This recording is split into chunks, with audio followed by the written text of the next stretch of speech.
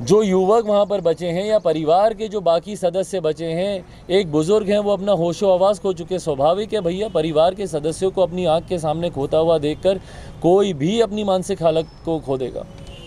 ऐसे में आप उनके पुनर्वास के लिए आप क्या कर रहे हैं? कुछ नहीं। एक बोरी चावल, एक बोरी गेहूं,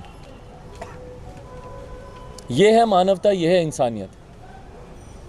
मुख्यमंत्री नीतीश कुमार जी के तमाम मंत्री, एमएलसी का चुनाव है, यहाँ पर आके सरकारी गेस्ट हाउस में ठहरेंगे, तमाम तरीके की सुख सुविधाओं का वो लाभ लेंगे।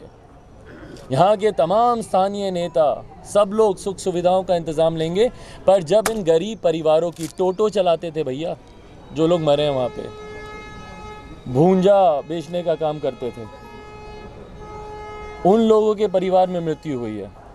पर मंत्री लोग आकर यहाँ पर एमएलसी के चुनाव में बड़ी बड़ी बातें करेंगे, बड़े बड़े धन्ना सेठों को चुनाव लड़वाने का काम करेंगे।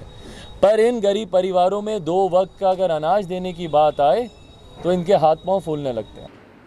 तो हमने आपको दिखलाया कैसे चिराग पासवान देर रात भागलपुर के सरकारी अस्पताल पहुंचते हैं। उसके बाद फिर पत्रकारों से बातचीत करते हुए सरकार पर भी वो खूब आग उगलते हैं। उन तमाम तस्वीरों को हमने आप तक पहुंचाया है। देखना यह है कि भागलपुर ब्लास्ट में जो लोग घायल हैं वो कब तक ठीक होते हैं और आगे ये घटना बिहार में और तेज़ी से ना बढ़े, क्योंकि देखिए कई दफ़े ऐसी घटनाएं हो चुकी हैं, कई मामलों में लोगों को सजाए भी हो चुके हैं, कई गुनहगार पकड़े भी जा चुके हैं। लेकिन हाँ, जो ब्लास्ट जैसी घटनाएं होती हैं इससे किसी का भला नहीं होता है और ऐसी घटनाओं पर कब तक लगाम लग पाता है ये कह पाना फिलहाल मुश्किल है। हमारे चैनल को सब्सक्राइब कर लें, साथ साथ फेसबुक पेज भी लाइक करें। धन्यवाद।